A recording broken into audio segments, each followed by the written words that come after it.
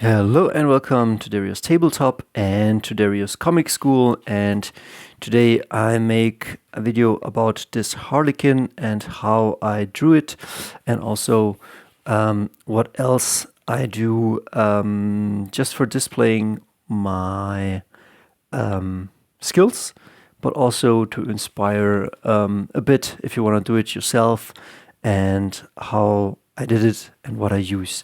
So I'm a comic artist, but of course, as you can see, I also love my miniatures. Should I grab one? Should I not grab one? Well, there's no mini in reach, so trust me on that. And I drew up this Harlequin as a commission for a good friend, and I don't know if it's really good, but I gave it my best. It's just a quick commission. It's not like super expensive, so I couldn't go all the way, but I always try to deliver the best quality I can give. It's just like what I would love to have and receive.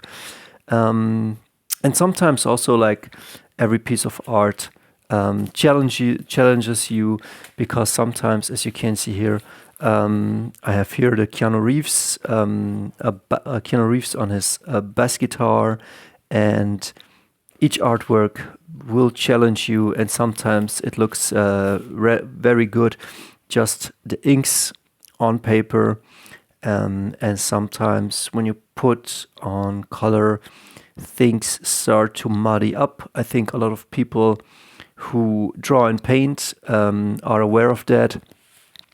And I think a lot of people who do miniatures are also aware of that, because you can definitely overpower your artwork with too many color or too many motifs. As you can see here, the Dark Angel veteran. And I left the background white because already the motif was pretty overpowering, so I tried to keep it simple in the background.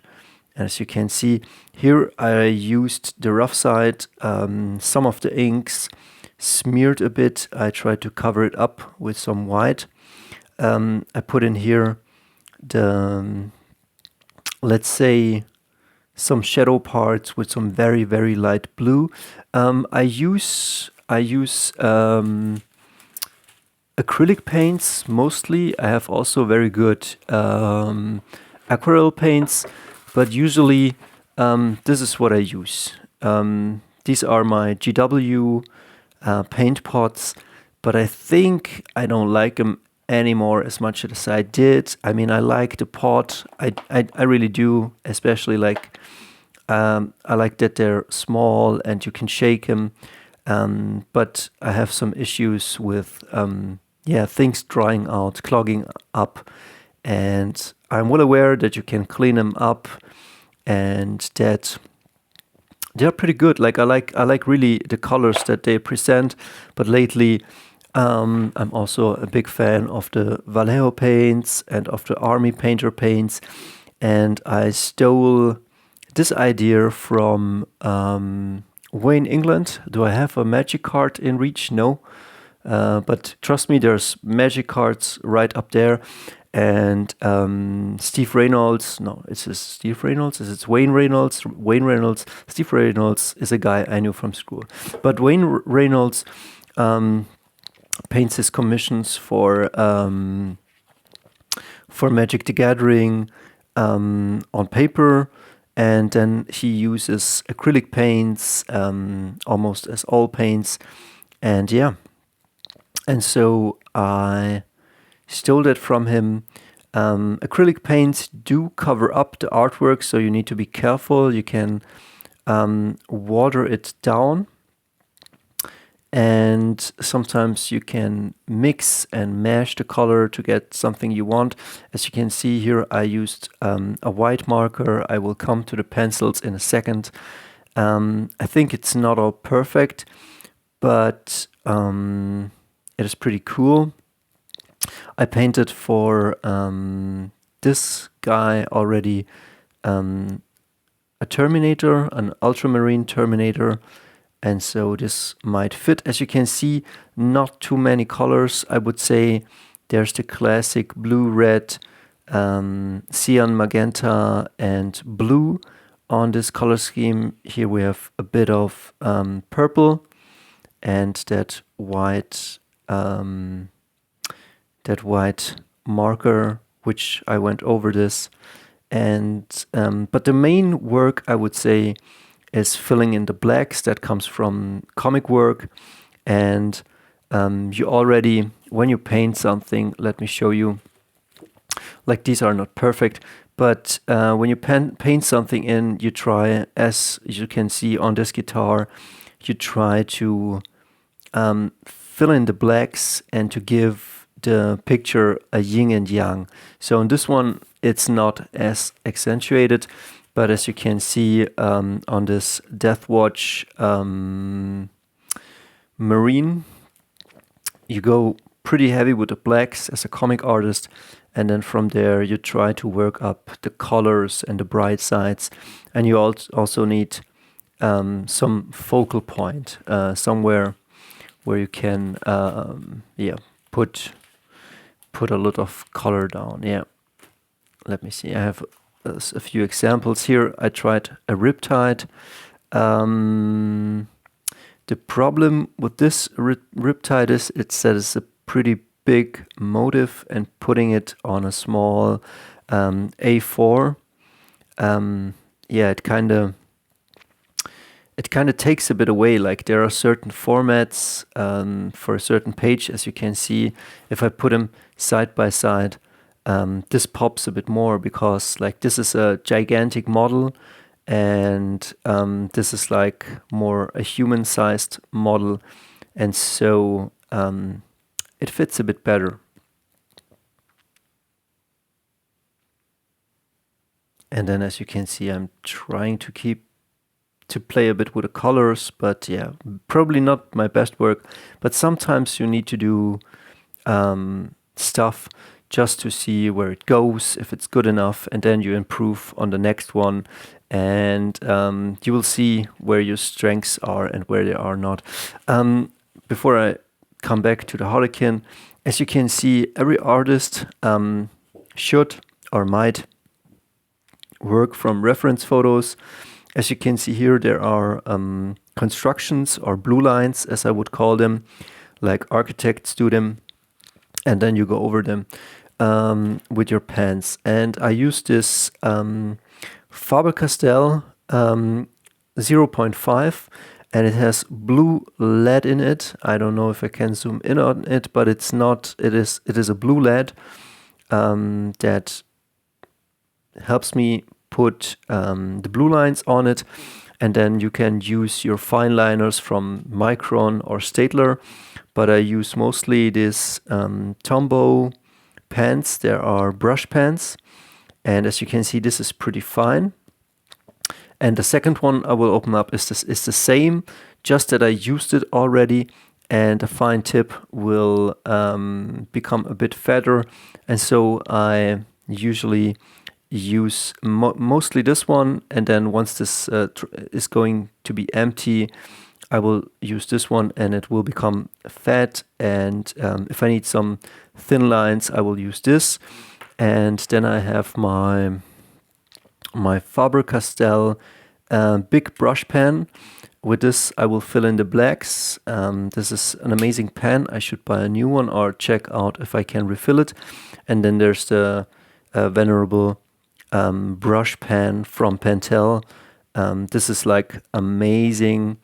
This is a synthetic brush pen that uses black cartridges. I don't know if these are original or not, but yeah, pretty great stuff. And I use also this white marker, and you can see this prominent white marker. It's a Signo ball pen pigment ink white, UM153 white.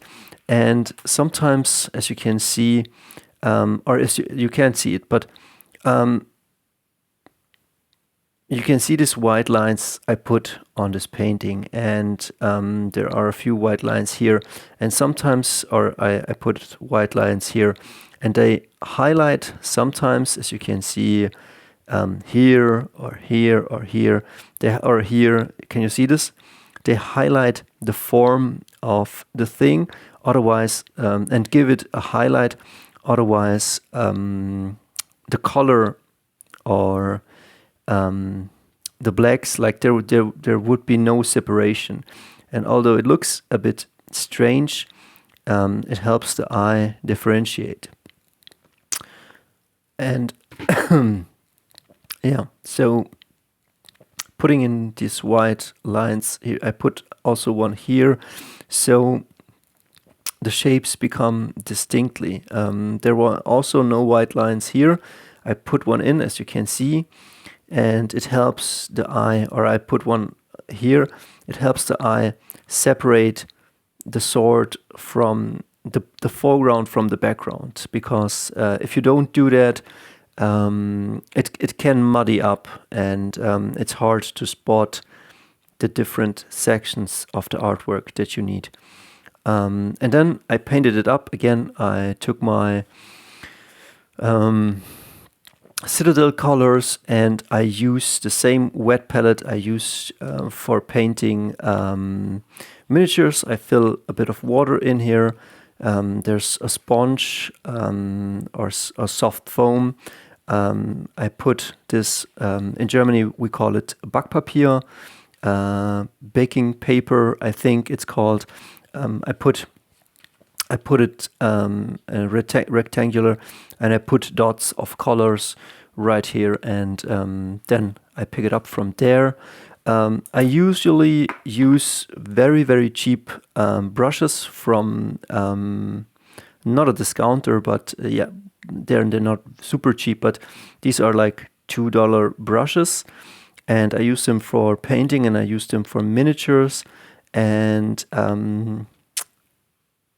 I used to destroy them, but a friend showed me a trick, and he said, I fill this up with water and put a bit of soap in it.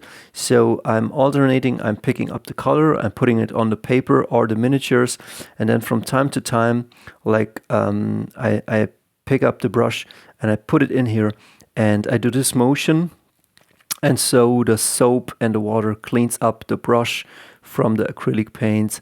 And well, it's hard to zoom in, but it keeps a steady tip. Although these brushes already have suffered a bit, the tip is already a bit gone.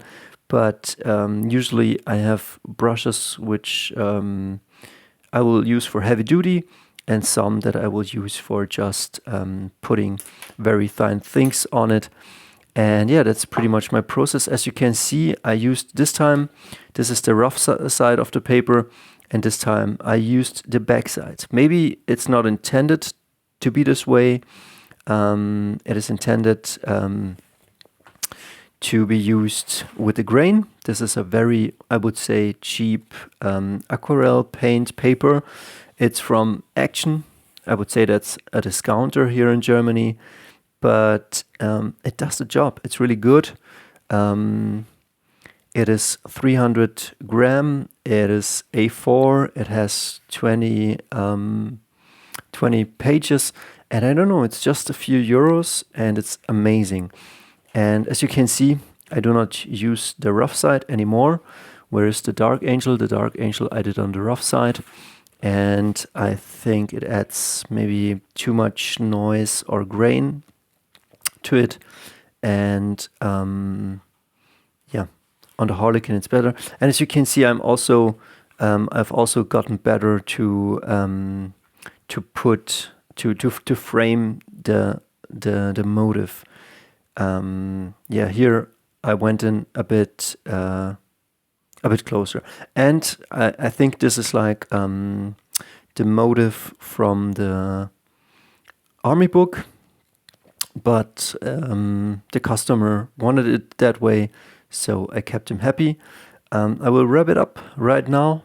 I hope I could help a bit, inspire If you want some of this artwork or if I can do a commission for you, hit me up and let me know. Otherwise, have a great day, produce cool stuff, and strive for excellence in every way. Clean up your room, clean up your life, and go to the gym. And we'll see us. See ya.